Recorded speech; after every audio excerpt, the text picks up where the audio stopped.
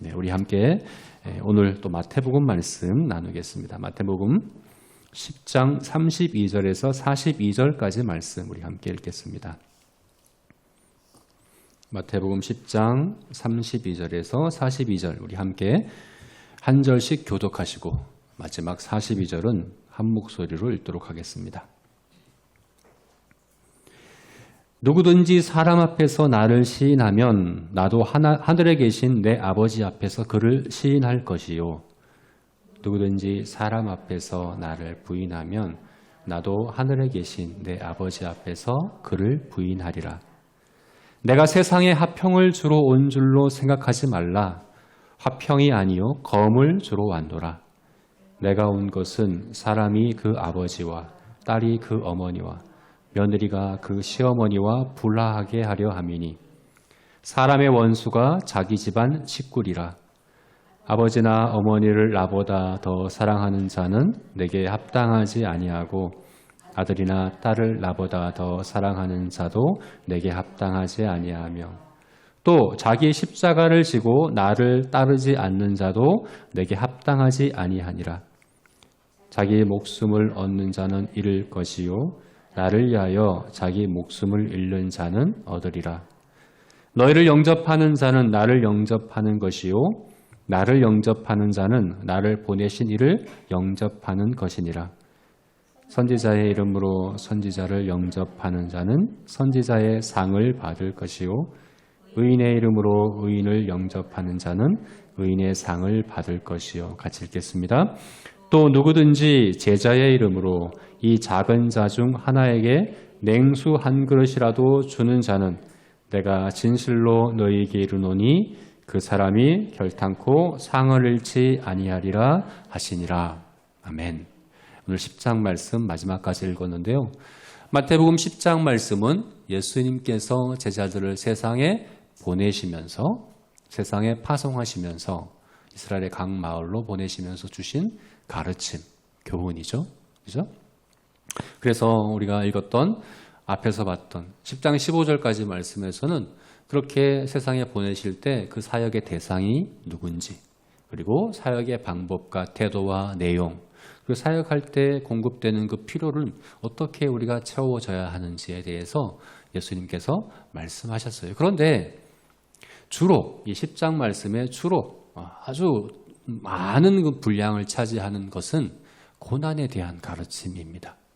예수님이 세상의 제자들을 보내실 때 가장 많이 이야기하신 것은 고난입니다. 왜 그럴까요? 그것은 바로 예수님이 우리를 보내시는 것이 양을 이리 가운데 보내는 것과 같기 때문에 그렇습니다. 양을 이리 가운데 보낸다는 게 얼마나 한번 상상이 되십니까? 양은 스스로 자신을 보호할 수 없는 짐승이죠. 그래서 양은 이리 가운데 가는 것은 곧 죽음을 의미합니다. 목자가 양을 이리 가운데 보낸다는 건 사실은 말이 안 되는 이야기죠. 예수님이 한 마리 양을 위해 온 천하를 돌며 그 양을 이렇게 잃은 양을 찾으시는 그 목자와 같다고 하셨는데 그것은 사실은 이리로부터 보호하기 위한 것이거든요. 그런 주님이 우리를 이리 가운데로 보내신 것 같다. 그런 심정으로 우리를 보내시는 것이기 때문에 예수님은 고난에 대해서 많이 말씀하신 거예요. 우리가 지난주와 그 전주, 2주에 걸쳐서 고난에 대한 우리가 어떻게 고난을 잘 대처할지에 대해서 예수님께서 말씀하신 교훈을 보았습니다. 2주 전에 보았던 고난을 우리가 어떻게 대처해야 되는가 거기서는 예수님께서 우리가 뱀과 같은 지혜와 비둘기 같은 순결함이 있어야 한다라고 말씀하셨습니다. 그리고 지난주에 봤던 말씀에서는 우리가 그릇된 두려움에 사로잡히면 안 된다. 이렇게 교훈하고 말씀하여 주셨습니다. 뱀과 같은 지혜와 비둘기 같은 순결함이 있어야 된다. 그리고 그릇된 두려움에 사로잡히면 안 된다. 이렇게 고난에 대해서 두 가지 차원에서 우리에게 말씀해 주셨어요. 그런데 이것이 잘 살펴보면 고난에 대한 외적인 차원과 내적인 차원의 우리의 대처 방안에 대해서 말씀하신 것이라는 것을 우리가 알게 됩니다. 뱀의 지혜와 비둘기의 그런 순결함, 뱀과 같은 지혜와 비둘기 같은 순결함은 외적인 차원에서 고난이 우리에게 찾아올 때 우리가 외적인 차원에서 영향을 받게 되죠. 그죠? 여기서 예수님께서 말씀하신 것은 공회에 잡혀가고 임금들에게 끌려가고 가족들로부터 버림받고 또 죽임을 당하기도 하고 모든 사람들로부터 미움을 받게 되는 외적인 차원에서 희생이 또 고통이 고난이 있습니다. 그걸 우리가 어떻게 잘 대처해야 되는가를 뱀과 같은 지혜, 비둘기 같은 순결함으로 해야 된다라고 교훈하신 거예요. 그런데 고난이 외적인 차원만이 아니라 우리 내적인 차원에도 영향을 끼치죠. 그것에 대해서는 예수님께서는 두려움에 대해서 말씀하시면서 이야기해 주신 거라는 거죠. 외적인 차원에서 이게 왜 외적인 차원에서 우리가 영향받는 그 희생과 또 우리가 헌신하고 또 괴로움, 고통 이런 것들을 겪는 그 외적인 차원에서의 고난으로 오는 영향을 어떻게 우리가 뱀과 같은 지혜와 비둘기 같은 순결함으로 대처할 수 있을까? 어떻게 그렇게 할 수 있습니까? 뱀과 같은 지혜와 비둘기 같은 순결함으로는 우리가 외적으로 당하는 그런 희생과 또 대가의 지불과 또 헌신과 또 괴롭고 고통스러운 일들을 겪는 그것이 어떤 의미인가를 알게 해주거든요. 그게 전혀 무가치하고 무의미한 게 아니라는 것을 깨닫게 해주기 위해서 그걸 깨닫는 것은 바로 뱀과 같은 지혜와 비둘기 같은 순결함이 있어야 가능하기 때문이라는 겁니다. 쉽게 얘기하면 이런 겁니다. 어떤 물건에 대하여 절대적인 가치가 있어요. 값이 매겨진 게 있어요. 그러나 상대적인 가치는 각각이 다릅니다. 어떤 물건이 있습니다. A라는 사람은 이것을 10,000원을 지불하는 것도 아까워합니다. 이 물건을 위해서 10,000원을 내는 것도 아까워합니다. 그런데 똑같은 물건을 어떤 사람은 1,000,000원을 내면서도 전혀 아까워하지 않을 수 있어요. 그죠? 그것에 매겨진 절대적인 값은 변하지 않지만 그것에 대한 각각의 상대적인 가치는 다르죠. 그죠? 그래서 각자가 이것을 얼마나 귀하게 여기는가는 뭘로 알 수 있습니까? 뭘로? 그것을 위해서 얼마나 기꺼이 기쁜 마음으로 값을 지불하고자 하느냐에 따라 달라지는 것을 우리가 알게 됩니다. 천국은 어떻습니까? 구원은 어떻습니까? 천국과 구원은 사실 그 값을 매길 수가 없죠. 무한한 가치죠.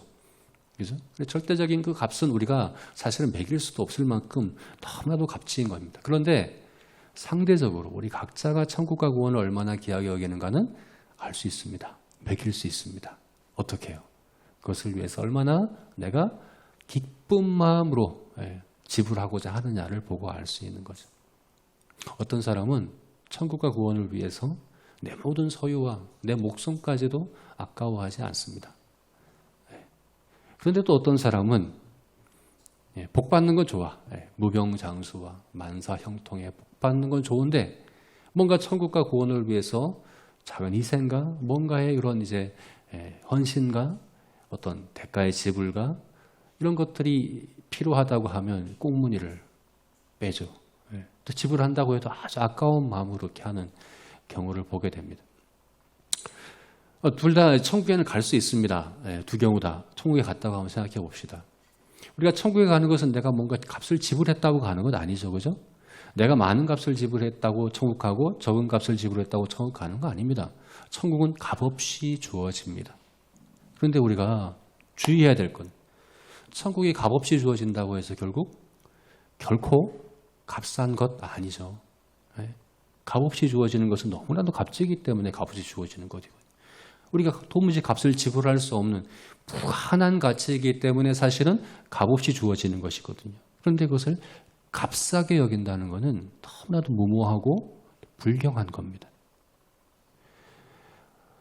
저는 그래서 그렇게 믿습니다. 천국에 가는 것은 내가 값을 지불해서 가는 건 아니지만 천국에 대하여 우리가 상대적인 가치에서 내가 얼마나 귀하게 여기느냐에 따른 상은 또 별도로 있다고 저는 믿습니다. 예수님께서 이렇게 말씀하셨잖아요. 나를 위하여 나로 말미암아 너희를 욕하고 박해하고 거짓으로 거실러 모든 악한 말을 할 때에는 너희에게 복이 있나니 기뻐하고 즐거워하라. 하늘에서 너희의 상이 큼이라. 이렇게 분명히 말씀하고 있습니다.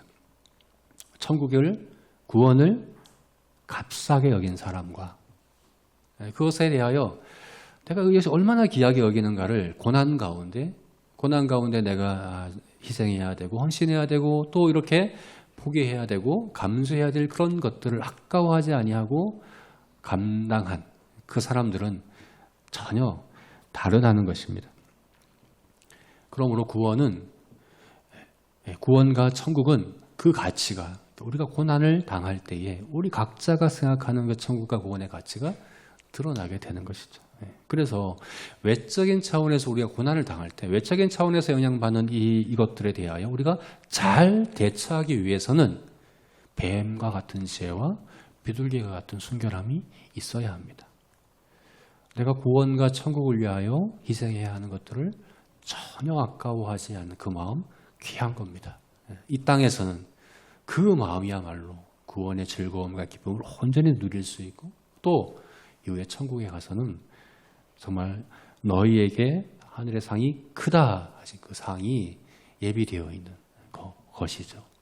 우리에게는 뱀과 같은 지혜와 비둘기 같은 순결함이 고난의 외적인 차원에서의 그런 이제 대처하기 위해서 필요하다. 이것이 예수님의 첫 번째 가르침이었습니다. 두 번째는 내적인 차원이죠. 고난이 찾아올 때 우리가 외적인 차원만 잘 대처하는 게 아니라 우리 내적인 걸 잘 대처해야죠. 이거 더 중요하죠. 뭡니까? 두려움. 특별히 그릇된 두려움에 사로잡히지 말라고 예수님께서 교훈합니다. 왜 제가 그릇된 두려움이라고 얘기합니까? 바람직한 두려움도 있기 때문에 그렇습니다.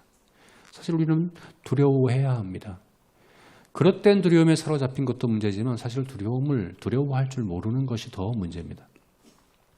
로마서 3장 18절을 보게 되면 하나님의 심판과 멸망 아래에 있는 사람들의 특징이 뭡니까? 그 앞에서 두려워할 줄 모른다. 하나님에 대한 두려움을 잃어버리고 살아가는, 하나님에 대하여 겁없이 그렇게 살아가는, 그것을 심판과 멸망 가운데 있는 사람들의 특징이라고 이야기하는 거죠. 정말 그래서 두려움은 중요한 겁니다. 그릇된 두려움에 사로잡히지 말아야 하지만 또 바람직한 두려움은 우리에게 있어야 하는 거죠. 고난의 중요한 역할이라고 한다면 바로 우리가 그릇된 두려움으로부터 해방되고 바람직한 하나님을 경외하는 정말 바른 두려움을 일깨우고 또 훈련하는 그런 중요한 의미가 있습니다. 그래서 예수님께서는 두려움에 대해서 이야기하는 겁니다. 우리가 그릇된 두려움에 사로잡히지 않고 바람직한 두려움을 일깨우기 위해서 어떻게 해야 됩니까? 지난주에 봤던 4가지 교훈. 당연하게 여겨라. 고난을 당연하게 여겨라. 진리를 선포하라. 바람직한 두려움의 대상을 선택하라. 고난 가운데 하나님의 뜻을 구하라. 이렇게 예수님께서는 교훈해 주셨다는 것을 우리가 봤습니다. 자, 이렇게 예수님께서 고난에 대해서 말씀하시면서 외적인 차원, 내적인 차원 이렇게 2가지 차원으로 균형 잡힌 이런 교훈을 우리에게 주셨습니다. 그런데 한 가지 더 있습니다. 우리가 반드시 알아야 될 고난의 또 다른 차원의 문제가 있습니다. 그건 바로 관계적인 차원입니다. 관계적인 차원. 특별히 주님과의 관계의 차원입니다. 고난이 우리에게 외적으로도 영향을 끼치고 내적으로도 영향을 끼치지만 정말 중요한 것은 주님과의 관계에 아주 큰 영향을 끼칩니다. 그래서 오늘 본문, 우리가 읽은 본문 말씀은 고난이 주님과의 관계에서 어떤 영향을 끼치는가에 대한 말씀이죠. 그래서요, 우리가 읽은 각 절마다 나로, 내게, 나를, 나에게 예수님께서 계속 나를 계속해서 말씀하고 있습니다. 그리고 내게 합당하지 않다, 내게 합당하지 않다, 내게 합당하지 않다 이렇게 이것을 3번이나 말씀하고 있는 거죠. 그래서 오늘 설교의 제목처럼 주님께 합당한 제자란 누구인가, 어떤 사람인가, 고난 가운데 우리가 주님께 합당한 제자가 되기 위해서는 어떠해야 하는가를 오늘 본문에서 예수님께서는 우리에게 교훈하고 있는 것입니다. 3가지 차원, 외적인 차원, 내적인 차원, 관계적인 차원, 이 모두가 다 중요합니다. 그러나 그 중에서 가장 중요한 것이 무엇인가 할 때는 주님과의 관계 차원이죠. 우리가 아무리 외적으로 내적으로 고난을 잘 대처한다고 하더라도 주님과의 관계에서 잘 대처하지 못하면 다 아무것도 소용이 없는 것입니다. 주님과의 관계, 주님께 합당한 자로 나 자신이 확인되고 증명되고 드러나고 세워지는 그것, 이것이야말로 고난에 있어서 우리가 정말 중요하게 여겨야 될, 가장 중요하게 여겨야 될 문제라는 거죠. 그래서 예수님께서는 오늘 우리가 어떻게 하면 주님께 합당한 제자가 될 수 있는가? 주님께 합당한 제자가 되기 위하여 우리는 어떻게 해야 하는가에 대하여 세 가지로 말씀해 주고 있습니다. 32절과 33절 말씀에서는 주를 시인하라. 주를 시인해야 한다. 그리고 33절부터 36절까지 말씀, 34절부터 36절까지의 말씀에서는 주를 전하라. 주를 바르게 전하라 하는 말씀을 주고 있고요. 그리고 37절부터 39절까지 말씀에서는 주를 사랑하라 하는 말씀을 주고 있습니다. 네, 고난 가운데 우리가 해야 될 일이 있습니다. 주님과의 관계를 위하여 해야 될 일이 있습니다. 주를 시인하십시오. 주를 전하십시오. 주를 사랑하십시오. 이 각각의 의미에 대해서 우리가 더 구체적으로 한번 살펴보겠습니다. 먼저 주를 시인하라 하는 말씀입니다. 우리 32절과 33절 같이 한번 읽어볼까요? 같이 읽겠습니다. 한 목소리로. 누구든지 사람 앞에서 나를 시인하면 나도 하늘에 계신 내 아버지 앞에서 그를 시인할 것이요. 누구든지 사람 앞에서 나를 부인하면 나도 하늘에 계신 내 아버지 앞에서 그를 부인하리라. 굉장히 무서운 말씀이죠. 하늘에 계신 내 아버지 앞에서 그를 시인하리라, 부인하리라. 여러분, 이것은 우리의 구원을 이야기하는 겁니다. 여러분, 우리의 구원은 예수님과 우리의 관계에 달려 있습니다. 우리 하나님 아버지와 우리의 관계는요, 예수님과 우리의 관계에 달려 있습니다. 다시 말해서 예수님이 우리를 하나님 앞에서 시인하느냐 부인하느냐에 우리의 구원이 달려 있는 겁니다. 성경에서 우리가 그것에 대한 말씀을 많이 봅니다. 우리가 전에 보았던 산상설교 마태복음 7장 말씀에서 거짓 선지자들이 그날에 주님 앞에 많이 왔죠. 그때 주님께서 뭐라고 말씀하십니까? 불법을 행하는 자들아 내게서 떠나가라. 내가 너희를 도무지 알지 못한다. 그들을 부인하셨습니다. 그것은 그들이 바깥 어두운 데 내어 쫓기요. 심판받는다는 것을 의미하는 것을 구원받지 못한다는 걸 의미합니다. 주님이 부인하시자. 또 앞으로 보게 될 마태복음 25장을 보게 되면 우리가 달란트 비유에서 예수님께서 착하고 충성된 종아 네가 작은 일에 충성하였으니 내 주인의 즐거움에 참여하라. 그들을 시인하시는 예수님의 그 말씀을 보게 되죠. 그죠? 그들은 구원을 얻게 되는 거죠. 또 다른 한편으로는 악하고 게으른 종아 내게서 떠나라 라고 말씀하시는 그들은 결국은 주님께서 부인하심으로 구원받지 못하는 것이 됩니다. 여러분, 저와 여러분이 다 주님의 시인하심과 부인하심 둘 중에 하나를 앞으로 주님 보좌 앞에서 보게 될 겁니다.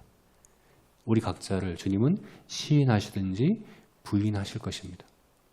그래서 우리의 영원한 운명이 결정되는, 영원하도록 결정되는 그 순간이 바로 그때일 겁니다. 굉장히 무서운 말씀이죠. 그죠? 나를 시인하실까? 부인하실까? 그런데 주님은 아버지 앞에서 그를 시인하리라 부인하리라를 그 앞에 어떤 조건을 두고 말씀하셨어요. 어떤 사람에게는 시인하고 어떤 사람에게는 부인하리라. 어떤 사람입니까? 사람 앞에서 나를 시인하면 나도 그를 아버지 앞에서 시인하고 사람들 앞에서 나를 부인하면 나도 그를 아버지 앞에서 부인하리라.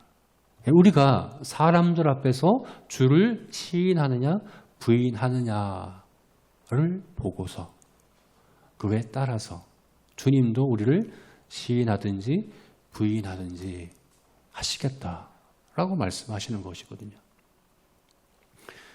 여러분, 굉장히 무서운 말씀이죠. 그죠? 우리가 주를 시인하고 부인하는 거 굉장히 중요한 문제입니다. 사람들 앞에서. 이 사람들 앞에서라는 거는 우리가 예배 시간에 혹은 셀 모임에서 성경 공부 시간에 주를 시인하는 이거 얘기하는 거 아닙니다. 여기서 나를 시인하고 나를 부인하고 할 때 나를 시인하고 부인한다는 게 문자적인 의미는 뭐냐면 내 안에서 시인하고 내 안에서 부인한다거든요. 다시 말해서 이것은 주님과의 관계를 얘기하는 겁니다.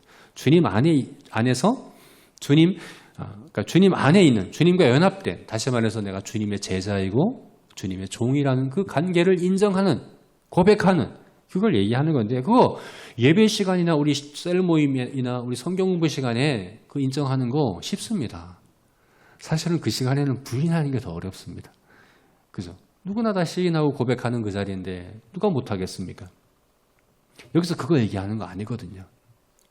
지금 주님께서 이 말씀하시는 것은 양을 이리 가운데 보내셔서 이리 가운데서 그 사람들 앞에서, 그러니까 믿지 않는 적대적인 그들 가운데서 나를 시인하느냐 부인하느냐에 따라서 나도 그를 시인하고 부인하겠다. 고난 가운데서, 그죠? 양을 이리 가운데 보낸 바다. 우리가 당해야 될 그 고난 가운데서 그때에 주를 시인하느냐 부인하느냐, 사람들 앞에서. 시인한다는 건 우리 말로만 얘기하는 것 아닙니다. 물론 말로도 할 수 있죠. 또 말로도 해야 되죠. 말로만이 아니죠. 우리 각자가 다 달라요. 모양과 방법과 정도가 다 달라요. 그러나 누구나 그리스도인들은 삶으로, 행위로, 말로 내가 주님의 종임과 제자임을 고백하고 시인하고 나타내어야 합니다. 세상에서. 그렇게 해야 한다는 거죠. 그런데 우리가 오해하면 안 됩니다. 아, 그러면 나의 구원이 내 행위에 달려 있구나. 내가 시인하고 부인하는 자에 따라 내 구원이 달려 있구나. 이렇게 오해하시면 안 됩니다. 지금 그 말씀하시는 게 아닙니다. 내가 주를 시인하고 부인하는, 내가 지금 여기서 사람들 앞에서 시인하고 부인하느냐는 구원의 열매입니다. 구원받은 자에게서 자연스럽게 나타난 열매입니다. 제가 앞에서 말씀드린 마태복음 7장에서 예수님이 거짓 선지자들에게 불법을 행하는 자들아 내게 떠나가라 라고 그들을 부인하시는 그 장면에 예수님께서 뭘 보고 그들을 부인하셨습니까? 바로 앞에 뭐라고 말씀하십니까? 그들의 열매로 그들을 알리라. 예수님 열매를 보고 그렇게 부인하신 거예요. 열매를 보고. 그러니까 내가 사람들 앞에서 주를 시인하느냐 부인하느냐는 열매인 거예요. 열매. 이게 구원을 얻게 하는 조건이 아니라 구원받은 사람이 마땅히 맺어야 될 열매라는 겁니다. 구원받은 사람은 고난 가운데 주와의 관계를 열매로 나타냅니다. 주를 시인하는, 주를 고백하는 그것으로 나타낸다 하는 것입니다. 여러분, 그래서 또 이렇게 얘기해 볼 수 있습니다. 우리가 고난 당하는 그 자리는요, 우리가 어떤 고난이, 어떤 모양이든지 고난 당하고 있다면 그 자리는 우리 자신의 심판받는 자리라고도 볼 수 있습니다. 다시 말해서 검증받는 자리라고도 볼 수 있습니다. 로마서 5장 말씀에 환난은 인내를, 인내는 연단을, 연단은 소망을 낳는다라고 말씀했는데 그때 여기 연단, 그 연단의 의미가 검증한다라는 의미거든요. 검증한다. 뭘 검증합니까? 내가 죽게 합당한 제자인가 아닌가를 검증한다는 겁니다. 내가 정말 구원받은 자인가 아닌가를 그 열매로서 검증한다 하는 것입니다. 예수님을 부인했던 베드로의 예를 한번 들어보십시오. 예수님이 체포되실 때 베드로가 따라갔어요. 예수님이 대제사장 앞에서 심판받는 그 자리에 베드로가 같이 있었어요. 그 자리는 예수님이 심판받는 자리였습니다. 그런데 마지막 닭이 3번 울 때 베드로가 3번째 부인할 때 누가복음을 보게 되면 예수님과 베드로의 눈이 마주쳤다라고 보게 되죠. 사실은 베드로가 심판받는 자리였죠. 베드로가 검증받는 자리였죠. 네가 주께 속한 자인가? 네가 그 자리에 주를 시인하는가 부인하는가? 사실은 베드로가 거기서 심판받는 자리라고 보죠. 예수님은 그것을 보셨어요. 그래서 우리 삶의 자리에서 우리가 마주하는 많은 시험과 많은 고난의 자리는 내가 주께 속한 자인가를 검증하는 자리입니다. 주님은 보십니다. 때로는 베드로처럼 우리가 3번 부인한 베드로처럼 주를 부인하게 될 수도 있습니다. 우리가 완전하지 않기 때문에 그럴 수 있습니다. 그러나 베드로를 보십시오.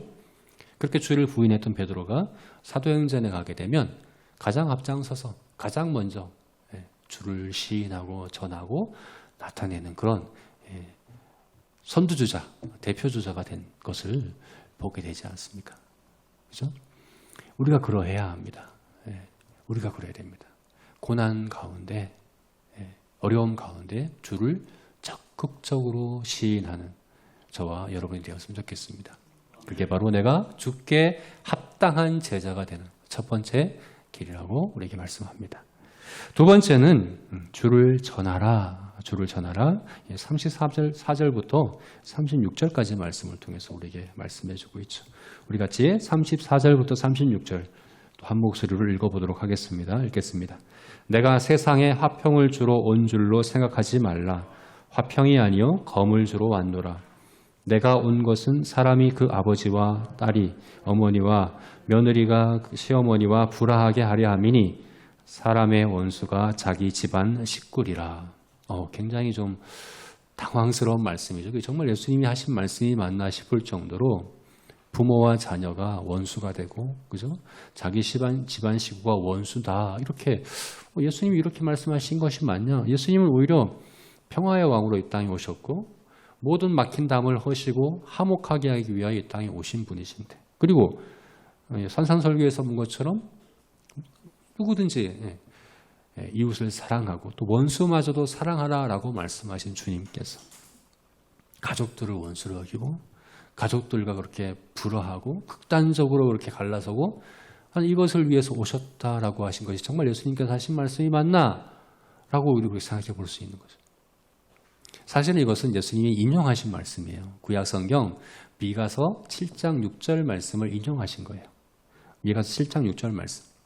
미가서 7장 6절 말씀은 종말의 때에 나타날 현상, 그 현상 중에 한 가지가 바로 극단적인 분열, 갈등이 사람들의 관계 가운데 가장 가깝고 친밀한 관계인 가족들 관계에서도 그와 같은 난임이 나타날 것이다 라고 미가서에서 예언했거든요.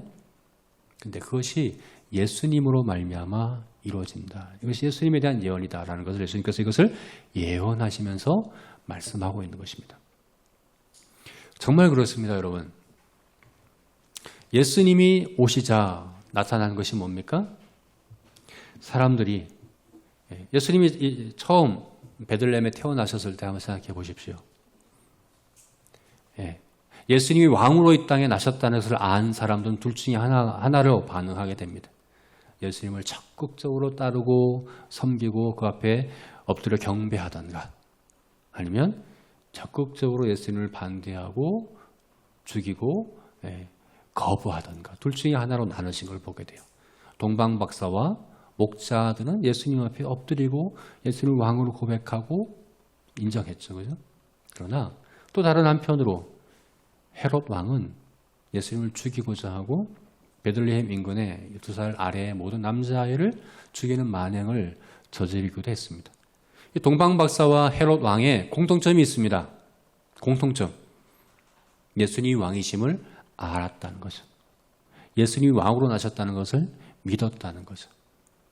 예수님이 왕으로 나셨다는 것을 믿을 때 둘 중에 하나입니다. 적극적으로 따르던가 적극적으로 반대하던가. 이런 두 가지 극단적인 나님이 나타난다는 거예요. 중간은 없습니다. 나는 반대하지도 않고 따르지도 않을래. 나는 그냥 예수님이 왕으로 나셨다는 걸 인정하고 그 인정하는 차원에만 머물지 내가 적극적으로 찾아가서 따르고 제자가 되고 그렇게 하지도 않고, 그렇다고 내가 헤롯 왕처럼 예수님을 극단적으로 반대하며 적대시하고 그렇게 하지도 않을래. 이렇게 중간은 없습니다. 이렇게 할 수는 없습니다. 중간 지대에 있다고 하는 사람들은 사실 예수님이 왕으로 나셨다는 것을 모르기 때문에 그런 겁니다. 예수님이 왕으로 나셨다는 것을 알 때는 둘 중에 하나입니다. 적극적으로 따르던가 적극적으로 반대하던가 하는 거라는 거죠. 예수님께서 왜 이 말씀을 지금 제자들에게 하십니까? 앞으로 제자들이 예수님을 전할 때에 그러한 일들이 있을 것이기 때문에 그렇습니다. 예수님을 바르고 정확하게 전할 때는 항상 둘로 나뉘어집니다. 중간은 없습니다. 둘로 나눠집니다. 적극적으로 환영하고 따르는 제자가 되던가, 적극적으로 예수님을 반대하고 거부하고 거역하는 그런 반대자가 되던가, 둘 중에 하나로 나눠진다는 것입니다. 우리는 예수님을 이렇게 바르고 정확하게 전해야 합니다. 특별히 고난의 때에 그러해야 합니다. 고난이, 사람들은 사실은 이것을 싫어하죠. 사람들이 좋아하는 건 뭡니까? 특히 오늘날이 어떻습니까? 다원주의 시대이기 때문에 야, 너도 옳고 나도 옳지 뭔가 절대적인 하나가 옳다고 하면 안 돼. 너와 나는 다를 뿐이야. 틀리다고 하면 안 돼. 이 다원주의 시대. 오늘날 특별히 우리가 그런 시대를 살아가고 있죠. 그죠? 너와 나는 다르다고 해야지 틀리다고 하면 그건 차별이야. 그래서 사실은 그 차별에 대해서 법적으로 처벌하겠다고 그런 법안들이 지금도 우리나라에서 지금 상정되어 있기도 합니다. 틀렸다고 하면 안 된다는 겁니다. 동성애에 대해서 다르다고 얘기하지 틀렸다고 얘기하면 안 돼. 그럼 법적으로 처벌할 거야. 이렇게 이야기하는 이것이 우리가 사는 시대의 시대 정신이거든요. 사실 근데 가만 따져보십시오. 말도 안 되는 얘기입니다. 굉장히 모순된 얘기입니다. 너도 옳고 나도 옳고 다 옳아 라고 이야기하면서 아니야 절대적인 진리가 있어 이야기하는 것은 그거는 틀렸다고 얘기해요. 그것도 옳다고 얘기해야 되잖아요. 다 옳다고 그랬으면 다원주의가 아닌 절대적인 진리가 있다는 것도 인정을 해야 되잖아요. 근데 그걸 얘기하는 거 법적으로 처벌하겠대요. 그건 틀렸어. 그것만은 아니야 라고 얘기하는 사실 그 자체 안에 모순이 있는 것이죠. 그죠? 이렇게 우리는 지금 절대적인 진리를 부정하고 그것에 대해서 강한 거부감을 드러내고 반대하는 그런 시대를 지금 우리가 살아가고 있습니다. 그래서 예수님만 구원의 길이야. 예수님이 우리의 왕이야. 라는 이 분명한 예수님이 이 땅에 왕으로 나셨어. 라는 이 정확하고 바르게 그리스도를 증거할 때에는 고난이 따른다 하는 사실들을 우리가 기억해야 한다는 겁니다. 그래서 고난의 때에 죽게 합당한 자는 어떠해야 합니까? 주를 바르고 정확하게 타협 없이 전하고 또 그렇게 선포해야 하는 것입니다. 그것이 바로 우리의 구원의 열매입니다. 저와 여러분이 그렇게 바르고 정확하게 주를 전하는 그런 죽게 합당한 제자이기를 주님의 이름으로 축원합니다. 마지막 세 번째로 주를 사랑하라. 같이 또 37절부터 39절 말씀 함께 읽어보겠습니다. 37절부터 39절 읽겠습니다. 시작. 아버지나 어머니를 나보다 더 사랑하는 자는 내게 합당하지 아니하고 아들이나 딸을 나보다 더 사랑하는 자도 내게 합당하지 아니하며 또 자기 십자가를 지고 나를 따르는 자도 내게 합당하지 아니하니라. 자기 목숨을 얻는 자는 잃을 것이요 나를 위하여 자기 목숨을 잃는 자는 얻으리라. 또 놀라운 말씀이죠. 자기 부모나 자녀를 사랑하는 것이 나보다 더 사랑하는 자는 내게 합당치 않다. 또 심지어 자기 목숨마저도 나보다 더 사랑하는 사람은 내게 합당치 않다. 정말 놀라운 말씀이죠. 부모 자식보다 나를 더 사랑해야 돼. 네 목숨보다도 너 나를 더 사랑해야 돼. 이렇게 주장할 수 있는 사람이 어디 있겠습니까? 만약 이렇게 주장하는 사람이 있다면 그 사람은 정신병자입니다. 망상에 사로잡힌 사람입니다. 그렇게 주장할 수 있는 사람은 없습니다. 이렇게 주장할 수 있는 사람이 있다면 둘 중에 하나입니다. 앞에 말씀드린 망상에 사로잡힌 정신병자이던가 아니면 우리의 창조주이시던가 둘 중에 하나입니다. 사람이라면 이렇게 주장할 수 없습니다. 우리 인간관계 중에 가장 소중한 우리 가족을 돌보고 그들을 사랑하는 것은 정말 성경에서 강조하고 있고 또 예수님마저도 가르치고 있고 어떻게 보면 이제 서신서에서는 이것을 교회 지도자를 세울 때 기준으로 삼을 만큼 정말 중요한 우리의 책임으로 말씀하고 있는 그 의무이거든요. 이것보다 나를 더 사랑해라고 주장하는 그런 사람이 있다면 그는 정신병자입니다. 그러나 하나님이시라면 창조주 하나님이시라면 이렇게 주장하셔야 됩니다. 이렇게 하셔야 됩니다. 부모보다 자녀보다 너 자신보다 나를 사랑해야 한다라고 주장하셔야 합니다. 창조주시라면. 그게 우리 39절 말씀에 잘 요약되어 있습니다. 자기 목숨을 얻는 자는 잃을 것이요 나를 위하여 자기 목숨을 잃는 자는 얻으리라. 여러분 우리 목숨은 내가 쟁취하고 내가 지켜내는 것 아닙니다. 얻는 겁니다. 목숨이 나에게 달려있는 것 아닙니다. 창조주이신 우리 하나님께 달려있는 겁니다. 하나님이 하나님 되실 때 나에게 생명이 가능하고 생명이 주어지는 것입니다. 여러분, 우리에게 사망이 찾아온 것은 우리 하나님과의 관계가 깨어졌기 때문입니다. 아담이 스스로 하나님과 같아지고자 하나님의 그 자리에 자신을 하나님보다 자기를 더 사랑하게 되자 결국은 에덴 동산에서 쫓겨나며 생명의 근원이신 하나님부터 끊어져서 우리가 사망이 우리에게 찾아오게 된 것인 거죠. 제가 자주 예로 드는 것처럼 태양계의 각 행성이 각자의 그 궤도를 한치의 오차 없이 계속해서 공전하고 있죠. 질서 있게 공전하고 있죠. 그것은 가운데에 태양이 있기 때문에 그럽니다. 태양이 그만큼의 질량과 무게로 그 중심에 자리하고 있기 때문에 이 행성이 한치 오차 없이 질서 있게 그렇게 운행하고 있는 것입니다. 여러분, 우리 인생에 하나님이 계셔야, 하나님이 하나님의 자리에 계셔야 우리 인생의 모든 것이, 우리 인생에 주어진 모든 값진 선물들과 귀한 것들이 각자의 자리와 역할에서 그렇게 질서 있게 자리하게 된다 하는 것입니다.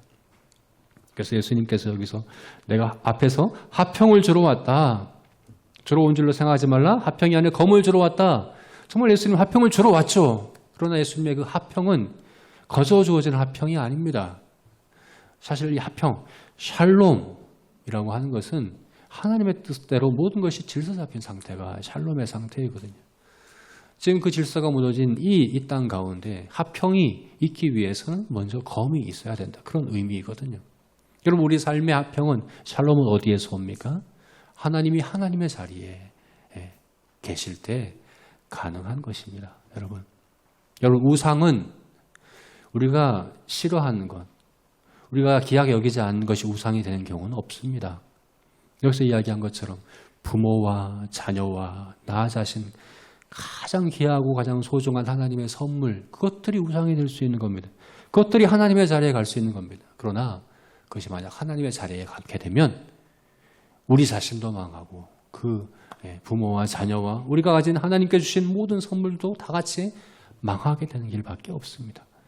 태양의 자리에 태양보다 못한 질량과 무게와 가치가 자리하게 되면 모든 질서가 다 무너지고 만다 하는 것입니다. 그래서 창조주이신 우리의 주인이시고 우리의 스승이시고 우리의 구원자이신 예수님만 이렇게 말씀하실 수 있고 또 이렇게 말씀하셔야 하는 것입니다. 그러면 고난의 때에 우리가 죽게 합당한 자가 되기 위해서는 어떻게 해야 합니까? 그 무엇보다 주를 사랑하는 자가 되어야 합니다. 주를 사랑해야 합니다. 그 어떤 관계보다 또 나 자신보다 내 인생에 주어진 그 어떤 하나님의 선물들보다 하나님을 하나님 되게 하는 것, 하나님을 내 인생의 하나님의 자리에 모시는 것, 그것을 고백하는 것, 그래서 하나님을 모든 것을 다해 사랑하는 그것이 바로 우리가 생명 얻는 길이다 하는 것을 우리가 잊지 말아야 합니다. 세 번째로 우리가 고난의 순간에 주님과의 관계 가운데 어떻게 죽게 합당한 제자가 될 수 있는가? 주를 사랑하는 자가 되는 것이다. 오늘 본문이 그렇게 우리에게 말씀하고 있습니다. 이제 오늘 설교를 맺겠습니다. 우리가 아직 읽지 않은 말씀이 있죠? 40절부터 42절까지 말씀 읽지 않았는데요. 이것을 우리가 오늘 설교의 결론으로 같이 읽었으면 좋겠습니다. 사실은 이것이 10장 전체의 결론이거든요. 10장 전체는 예수님께서 제자들을 파송하시면서 주신 가르침인데 주로 예수님은 지금까지 주로 좀 부정적인 차원의 것들을 많이 말씀하셨어요. 고난에 대해서. 왜냐하면 우리를 세상에 보내시는 것이 양을 이리 가운데 보내는 것 같기 때문에 주님의 그 목자의 안타까운 마음으로 좀 제자가 이제 제자로서 우리가 세상에 보내질 때 감당해야 될 고난, 우리가 외적으로 내적으로 주님과의 관계 가운데 당해야 하고 또 우리가 감수해야 될 그런 희생, 헌신 이런 것들에 대해서 주로 말씀하셨거든요. 그런데 마지막으로 이것을 결론 지으면서는 예수님은 긍정적인 것을 말씀하십니다. 특권에 대해서 말씀하십니다. 제자됨의 특권. 우리가 주님의 이름으로 주님으로부터 세상에 보냄받을 때 어떤 특권을 누리게 되는가 그 말씀을 하시면서 이 10장을 마무리 짓고 있거든요. 저도 오늘 설교의 결론을 40절부터 42절 말씀으로 우리가 함께 읽으며 이 말씀으로 우리가 결론을 지었으면 좋겠습니다. 우리 40절부터 42절 함께 읽어보겠습니다. 읽겠습니다. 너희를 영접하는 자는 나를 영접하는 것이요 나를 영접하는 자는 나를 보내신 이를 영접하는 것이니라. 선지자 이름으로 선지자를 영접하는 자는 선지자의 상을 받을 것이요 의인의 이름으로 의인을 영접하는 자는 의인의 상을 받을 것이요 누구든지 제자의 이름으로 이 작은 자 중 하나에게 냉수 한 그릇이라도 주는 자는 내가 진실로 너희에게 이르노니 그 사람이 결탄코 상을 잃지 아니하리라 하시니라. 네, 우리에게 이와 같이 격려하십니다. 주의 이름으로 우리가 제자로서 그리스도의 제자로서 세상에 나아갈 때 주님은 우리와 함께 하십니다. 고난을 당할 때든 혹은 대접을 받을 때는 주님께서 받으신 것으로 여기시겠다라고 말씀하십니다. 예수님이 사울에게 사도 바울에게 처음 나타났을 때 뭐라고 말씀하셨습니까? 사울아 사울아 내가 어찌하여 나를 핍박하느냐. 사실은 사울은 예수님이 아니라 교회를 핍박했지만 예수님 나를 핍박하는 것이다 라고 말씀하셨죠. 그죠? 우리가 주를 위하여 외적으로 내적으로 주님의 관계 가운데 여러 가지 어려움들이 있을 수 있습니다. 각자가 그 정도와 그 모양은 다르지만 다 누구나 그러한 것들이 있습니다. 그러나 기억하십시오. 그것을 주님께 대한 것으로 주님은 여기신다. 주님이 그 자리에 함께 하시겠다 말씀하십니다. 뿐만 아니라 우리가 그리스도의 이름으로 그리스도의 제자로서 세상에 보내어질 때 주님이 환영받고 대접받는 것처럼 우리도 그와 같이 되게 하시겠다. 우리가 냉수 한 그릇이라도 선지자이든 의인이든 아니면 지극히 작은 자이든 상관없이 위대한 성도이든 가장 연약하고 부족한 성도이든 그리스도의 제자라고 한다면 그는 곧 나에게 대한 것으로 여기겠다라고 말씀하시면서 또 칭찬하고 또 격려하고 계시다는 것을 우리가 기억했으면 좋겠습니다. 우리가 이와 같이 또 우리 서로에게 죽게 합당한 제자가 되게 하기 위하여 우리 지극히 작은 제자 한 사람 한 사람을 냉수를 대접하며 격려하는 우리 또 제자교회 모든 우리 지체들과 우리 성도들이 되었으면 좋겠습니다. 그래서 세상에 보냄받은 우리 그리스도의 제자로서 죽게 합당한 우리 모두가 될 수 있기를, 그리고 결코 상을 잃지 아니라고 하는 그 모든 상을 얻게 되는 우리 모두가 될 수 있기를 주님의 이름으로 축원합니다. 아멘.